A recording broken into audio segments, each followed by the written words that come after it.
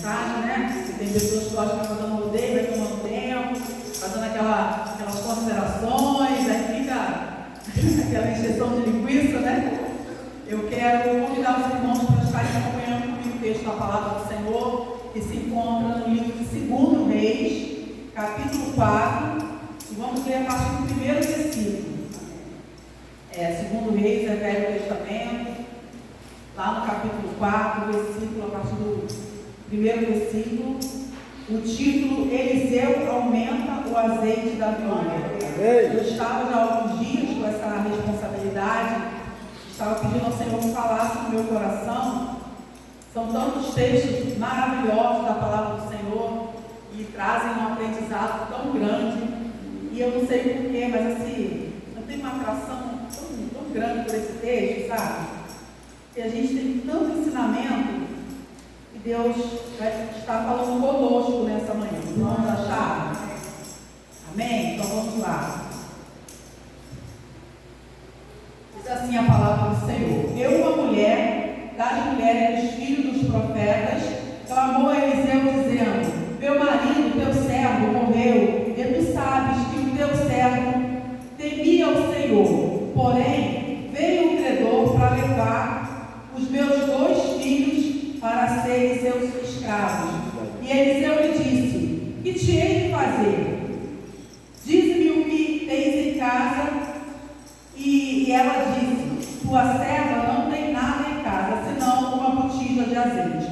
Então disse ele: vai, pede emprestado de todos os teus vizinhos vasilhas vazias, não poucas. Então entra e fecha a porta atrás de ti e teus filhos. Então deita o azeite em todas aquelas vasilhas e põe a parte a que estiver cheia. Ela foi, se trancou com seus filhos, eles lhe traziam as vasilhas e ela as enchia. E sucedeu que, enchendo todas as vasilhas, disse a seu filho: traze-me ainda uma vasilha.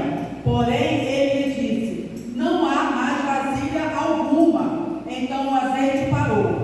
Então veio ela e o fez saber ao homem de Deus, o qual lhe disse: vai, vende o azeite, paga a tua dívida, e tu e teus filhos vivei do resto. Glória a Deus. Irmão, pode sentar.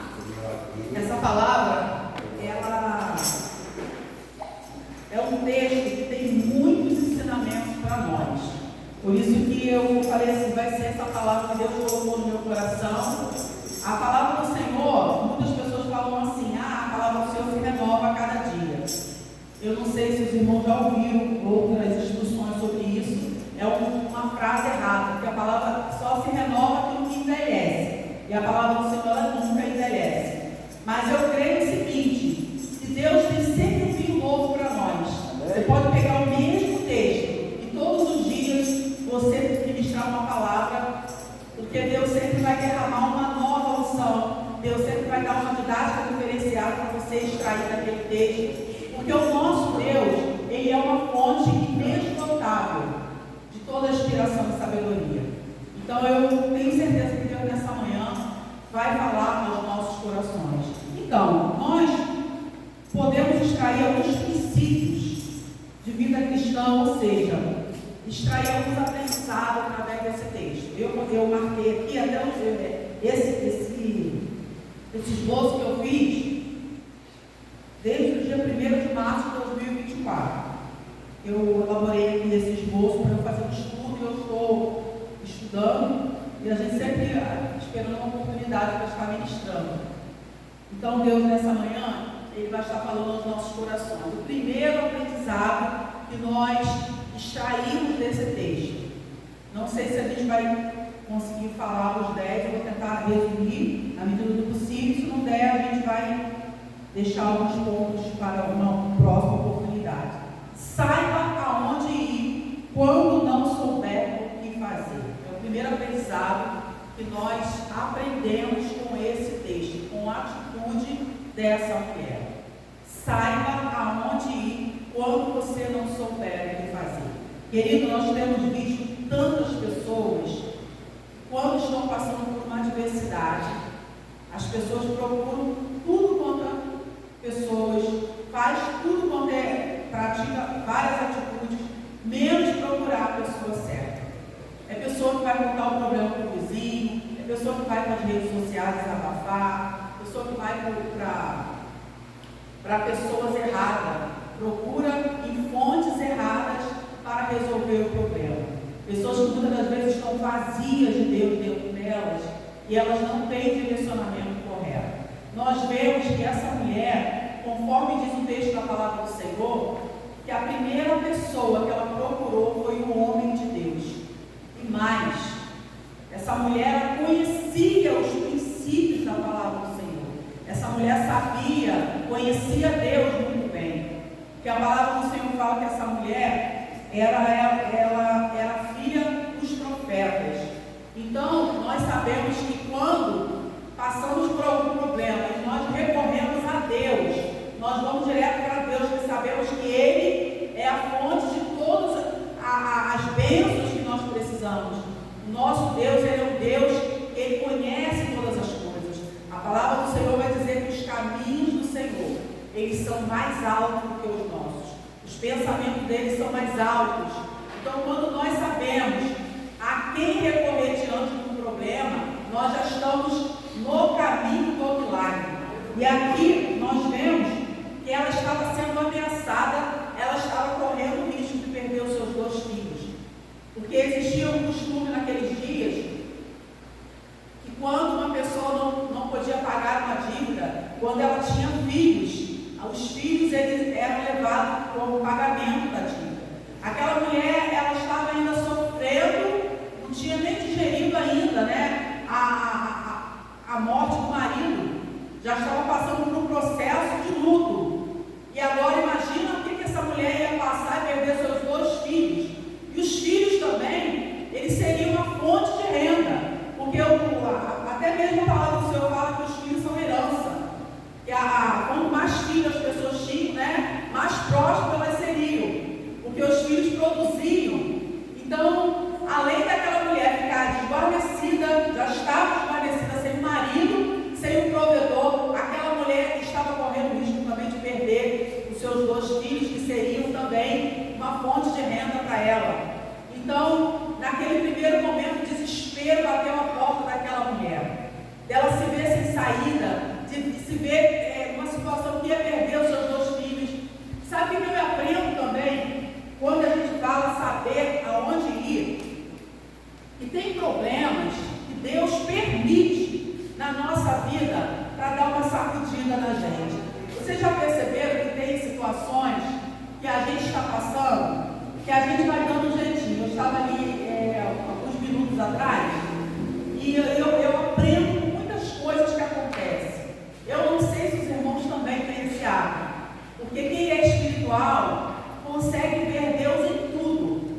Tudo que acontece no nosso dia a dia, numa planta, num animal, numa atitude de uma criança, tudo a gente na hora ali, a gente já tira uma mensagem. Parece que a gente fica respirando, né, pastor Jorge? Respirando o Espírito Santo, exalando a essência do Espírito Santo. Quando temos uma vida de comunhão com Deus, como os irmãos aqui, eu tenho certeza que tem, parece que tudo a gente tira um aprendizado. E ali eu estava ali, puxa daqui, porque ontem deu um problema na caixa, a caixa está com problema desde o ano passado, eu fiquei com meu coração tão entristecido pela minha gente, eu cheguei a chorar, não sei se alguns irmãos perceberam. Eu fico tão entristecido quando a gente vê algumas coisas que o problema já está há tanto tempo e não se resolve, e aquilo me dá uma tristeza tão grande, porque parece que a gente acostuma com um problema, com um defeito, com um negócio enferrujado, e vai fazendo gatilho. A gente vai engatilhando tudo, deu um tempo para dar um jeitinho. Em casa é a mesma coisa, o aparelho está com um problema, bateu para a gente botar ali um negócio ali, né? Quantas das vezes ele está com o ventilador, está com um problema, mas está funcionando, vamos deixando empurrando. Aí chega uma hora que dá um defeito de vez, aí não tem jeito, aí tem que consertar. Mas parece que a gente acostuma. Aí eu estava olhando, puxa daqui, as coisas não têm que funcionar dessa forma, tem que funcionar corretamente. Deu um problema, a gente tem que resolver. Então, às vezes eu tenho a sensação, eu consegui extrair extrair dessa mensagem algo além que eu não consegui ouvir mensagem nenhuma. Você não lembra que eu falei que Deus tem sempre um vinho novo para nós? Ele tem sempre coisas novas para nós vivermos. Deus não precisa que você não precisa ir lá pegar o resto, pegar bagagem, coisa do outro, para tentar se resolver, porque Deus tem sempre algo novo para dar para a gente. Deus tem sempre uma solução do problema que você está passando, por pior e maior que seja. E aí a gente acostuma na nossa vida, a gente está com um problema que é causa para Deus resolver, não é para o homem. A gente sabe, mas se dá para dar um jeitinho aqui e acolá, a gente vai se espremendo daqui, ver se o irmão consegue dar uma coisa paliativa, uma coisa provisória e vamos empurrando. E eu consigo ver nesse texto o seguinte: eu não sei, o texto não vai dizer se ela sabia da dívida do marido. Acredito eu que sim. Acredito eu que sim. Eu fico pensando assim, por que quando, se ela sabia da dívida, duas coisas a gente aprende, vai ficar um pouco a interrogação. Se ela sabia da dívida do marido, o marido foi a óbito, certo? Ficou viúva. Se ela já sabia da origem, da procedência da dívida, por que ela não procurou o profeta logo? Profeta, meu esposo deixou uma dívida, estou eu preocupada com o que vou, porque pode, né? Será que ela não sabia da dívida do marido? Penso eu, não sabia, mas a situação dela não estava boa, ela estava vulnerável, porque a palavra do Senhor fala que o homem é o provedor da casa, a mulher pode até trabalhar para ajudar, para contribuir, porque tem algumas situações que é necessário, a gente sabe disso, mas o provedor, a Bíblia colocou o homem como cabeça, a gente não vai inverter os papéis. Então o provedor é o homem vai caçar, a gente vê na Bíblia isso, a mulher é aquela que vai buscar água, para abastecer a casa, cuidar dos filhos, cuidar das coisas. Então, a Bíblia colocou as funções bem definidas. Então, eu fico pensando o seguinte: será que essa mulher não sabia?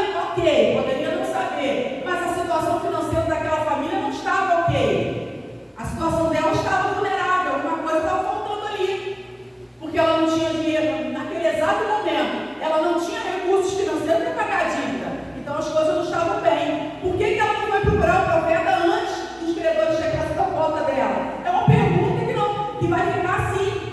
E aí o que eu aprendo com isso? Muitas das vezes Deus precisa apertar um pouquinho o parafuso nosso para a gente ir para Ele, porque às vezes as coisas estão tudo bem, aí a gente faz aquela oração superficial, eu vou para a casa do Senhor, acho que eu não vou conseguir nem entrar, porque Deus está... O tema é o mesmo, eu acho que eu não vou conseguir nem entrar, são 10 tópicos, estou apenas no primeiro e Deus já está mudando totalmente, mas glória a Deus, porque aqui quem manda é o Espírito Santo de Deus. Aqui Ele vai trazer para nós o alimento que nós precisamos, irmãos, sabe? Porque Deus, Ele primeiro trabalha naquilo que você precisa, naquilo que é necessidade. Depois Ele dá aquilo que pode esperar um pouquinho, porque Ele sabe que você pode esperar, Ele sabe que você tem maturidade, Ele sabe que os crentes que estão aqui nessa manhã foi as pessoas certas que Ele trouxe para falar. E você que vai está assistindo essa mensagem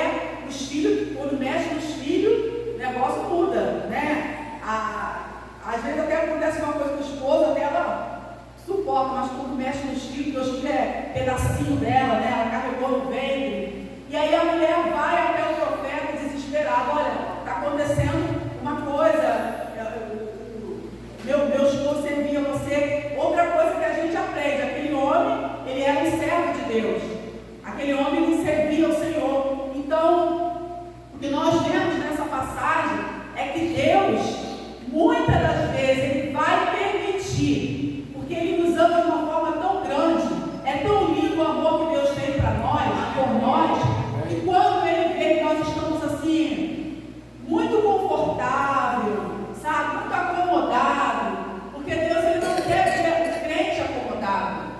Deus, Ele quer ver a gente se posicionando como guerreiro, porque Ele é tão maravilhoso que Ele pode fazer tudo sozinho, né? Deus pode fazer as coisas só com a palavra dEle, mas Ele compartilha conosco um projeto que Ele tem para que a gente possa trabalhar com Ele, para que quando eu poder contar o meu testemunho, eu vim aqui falar que eu fui abençoada, eu também ter experiência para contar, eu ter também o que eu poder falar. E eu acho que o maior legado que nós podemos deixar construir nessa terra é o nosso testemunho, porque o testemunho de um cristão, quando é um testemunho bom, mesmo depois de morto, ele vai continuar sendo falado, mesmo depois que a pessoa partiu, o legado fica, né? O legado é algo maravilhoso que nós podemos ter, porque fica aquela marca, fica aquela lembrança, é uma experiência. Eu estava ouvindo o pastor Jorge falar, eu me emociono,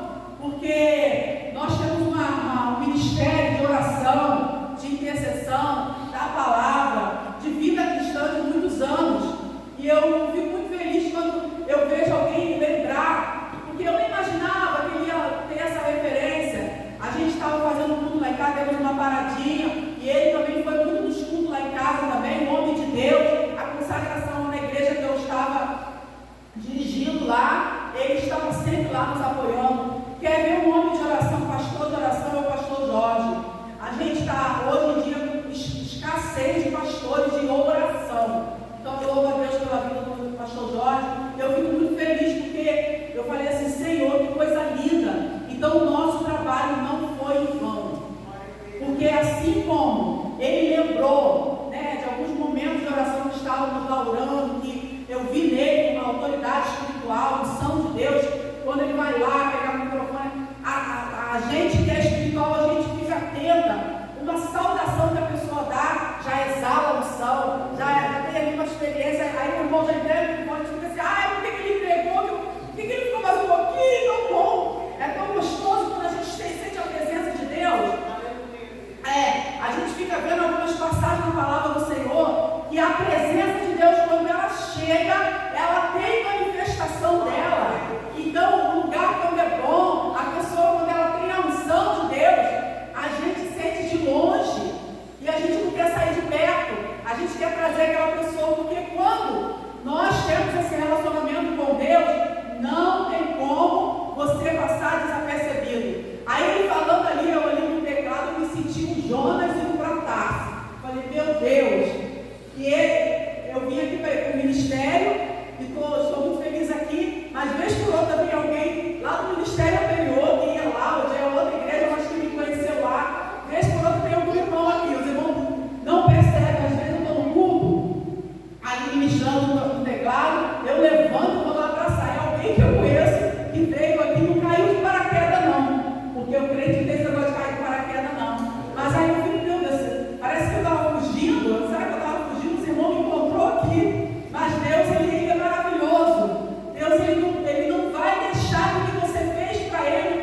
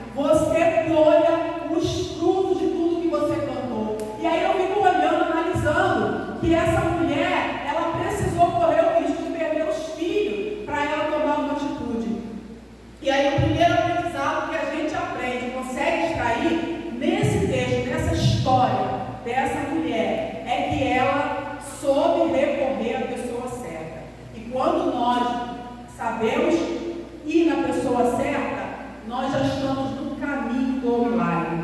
Eu anotei aqui também, a maioria dos problemas são espirituais. Às vezes as pessoas falam assim, mas a pessoa está espiritualizando tudo. Nem tudo é diabo, nem tudo é demônio.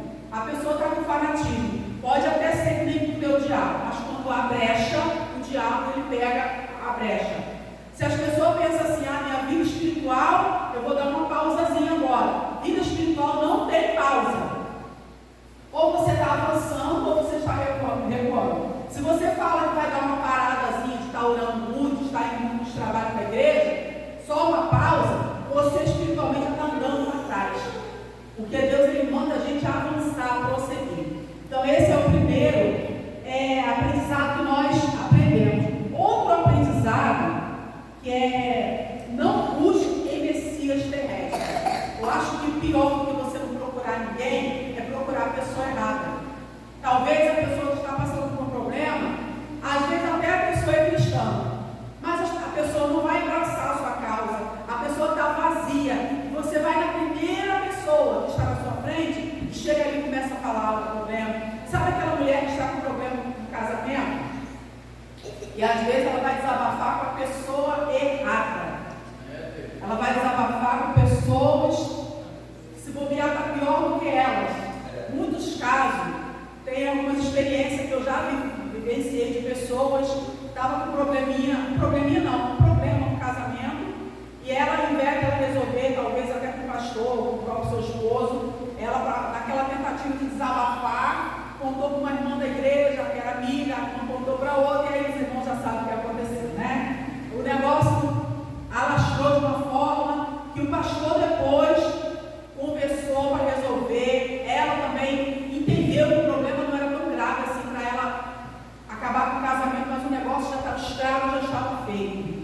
E até hoje ela está tentando resolver o problema. E ela mesmo falou para mim, o meu erro foi eu ter falado para pessoas erradas, sabe? E ela já entendeu, porque nos primeiros momentos ela estava até contra o pastor. São experiências que a gente já vivenciou. O pastor está achando que o que aconteceu não foi nada tão grave, eu acho errado isso, não sei o que, sei lá. E várias pessoas, ela falou para mim, várias pessoas, não, fulano falou isso, não sei o que, eu estou muito envergonhada pelo que aconteceu.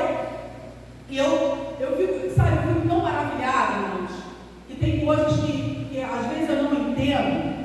No mês de julho, Deus me direcionou para fazer um período de jejum de 21 dias.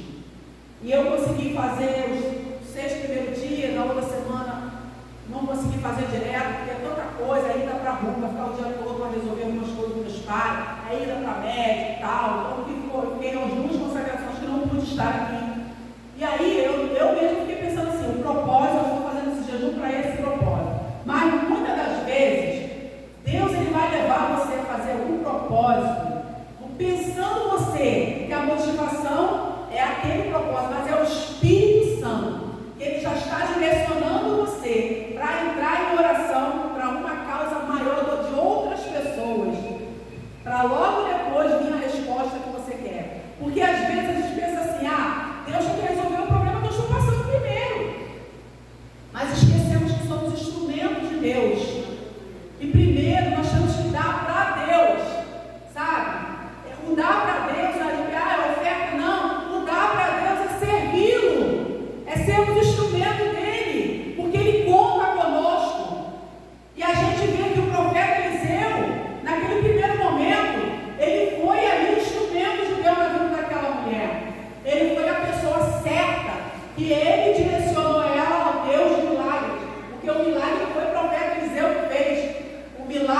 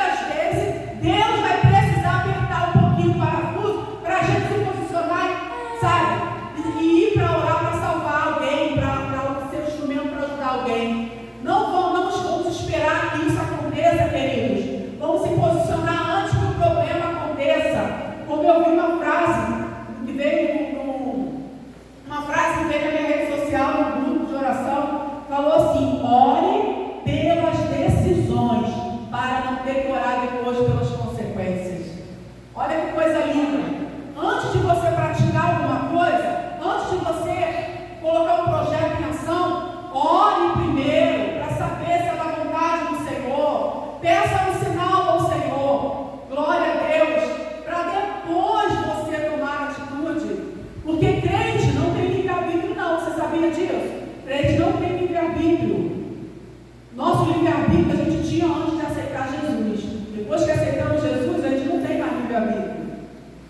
A gente pode planejar, a gente pode fazer as escolhas, mas antes de executar o projeto, temos que chegar para o nosso rei. Olha, eu estou à disposição do Senhor, que é o meu rei. Eu faço parte do rei. Então quem governa a minha vida é o rei dos reis. Aleluia!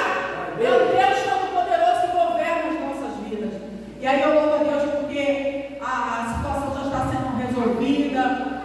Não foi ainda reativado, né, o momento deles, porque estão separados de corpos, mas pelo que ela falou para mim, ela já perdoou ele. Falou, só vou dar um tempinho, mas não vou mais dar entrada de divórcio, porque realmente. E outra coisa que ela falou para mim, que eu lembro, ela falou que a maior decepção dela foi que as pessoas que mais o marido dela ajudou, mas ajudou muito, são os dois casais que mais estão contra ele, que mais estão jogando pedra. Por causa de uma conversa pelo WhatsApp dele, com uma ovelha lá da igreja, parece que fez um elogio lá, e a esposa pegou o WhatsApp dele. Toma cuidado com o que você fala no WhatsApp, toma cuidado com as conversinhas, porque muitas das vezes o diabo pega aquilo ali, e para até destruir o casamento. Ela pegou e aquele elogio para ela fica picada, ela ficou revoltada, saiu falando para as pessoas, o negócio fermentou de uma tal forma que aconteceu isso aí que vocês estão ouvindo eu falar. Mas aí, nós não podemos errar. Qualquer errozinho, a gente faz várias coisas certas, mas quando você erra, não tem mais valor. Muitas das vezes, nós com as nossas atitudes estamos fazendo igual os fariseus lá, fazendo igual aquele povo, né, que crucificou Jesus. Então precisamos, irmãos, termos a empatia, termos o altruísmo, precisamos se posicionar como os filhos da luz, como cidadãos dos céus. A nossa cidadania, ela é dupla. Nós aqui na terra temos uma dupla cidadania. Nós precisamos entender que se nós somos cidadãos do céu, precisamos promover atitudes que façam as pessoas lembrar que existe um Deus, existe Cristo na nossa vida. Se as nossas atitudes não demonstrarem isso, nós vamos ser simplesmente crentes nominais dentro de uma igreja. Eliseu disse o seguinte no primeiro momento: o que eu vou fazer por você? O que queres que eu te faça? O que você tem em casa? Olha a incredulidade dessa mulher no primeiro momento. Olha, eu não tenho nada. Logo depois, eu já creio que ali era até o próprio Espírito Santo fazendo ela lembrar, né? Não, mas eu não tenho nada. E depois ela, eu tenho sim, apenas uma botija de azeite. O milagre da multiplicação tem que ter alguma coisa para multiplicar, né? Se você, eu estava ali, separei uma oferta, e aí a gente sempre é tentado, quando você tem notas, mais de uma nota maior e uma nota menor, sempre a gente pega a nota menor. E outra coisa também que eu quero compartilhar com vocês: quanto maior é o investimento no reino dos céus, maior será a colheita. Aleluia! Deus tem colheita para você nessa manhã. Aleluia! Todos recebem essa palavra. Aleluia! E aí, eu falei assim: não vou separar essa oferta porque eu nem saber. Eu tenho essas atitudes assim. Eu sou uma pessoa muito intensa das coisas que eu gosto de fazer. Eu sinto de fazer, não quero nem saber. Meu esposo tem hora que ele fica até assim, porque tem coisa que tem que ter fé para fazer. Ofertar, ele é um ato, além de ser um ato de gratidão, tem que ser um ato de fé. Porque você pegar dinheiro para dar para o outro, sabe? Essa é a lógica. Mas quando nós temos um entendimento espiritual do ato de ofertar, a gente passa a entender que não é dar dinheiro. O dízimo não é dar, né? O dízimo é um ato de amor. E aí a gente entende, não, o que eu estou fazendo é uma semente. O Senhor vai me recompensar. E aí eu separei e falei assim: Senhor, vou fazer aqui meu ato profético aqui, porque eu creio que essa semente, ela vai prosperar, vai dar muitos frutos. Mas é uma semente pequena. Eu estou só falando, dando um exemplo, porque tudo tem a ver com Deus. Tudo tem a ver com aquilo que Deus coloca no seu coração, se você vai aplicar ou não vai aplicar. Aquela mulher, ela aplicou, ela obedeceu a ordem do profeta. E foi por isso que ela recebeu o milagre. Nós precisamos obedecer a ordem de Deus. Nós precisamos obedecer aquilo que Deus fala conosco. Se não houver obediência, o milagre não vai acontecer. O milagre,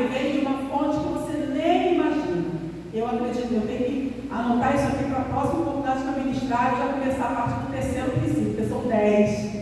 Mas eu quero glorificar a Deus, porque Ele já falou conosco nessa manhã, amém? Deus continue abençoando nossos irmãos, abençoando a missionária Ângela, o missionário Ângelo, que são um casal aqui nessa igreja que consegue sempre ver algo de bom, assim, no meu ministério, está sempre me colocando na prova, né, para pregar. E eu louvo a Deus pela vida desse casal, pela vida da igreja. Eu agradeço a oportunidade em nome de Jesus. Amém.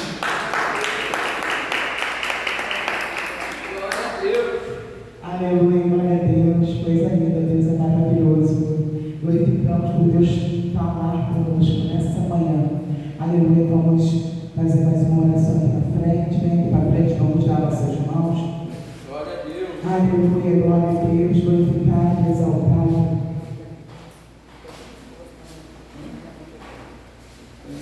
Aleluia, glória a Jesus. Deus é maravilhoso.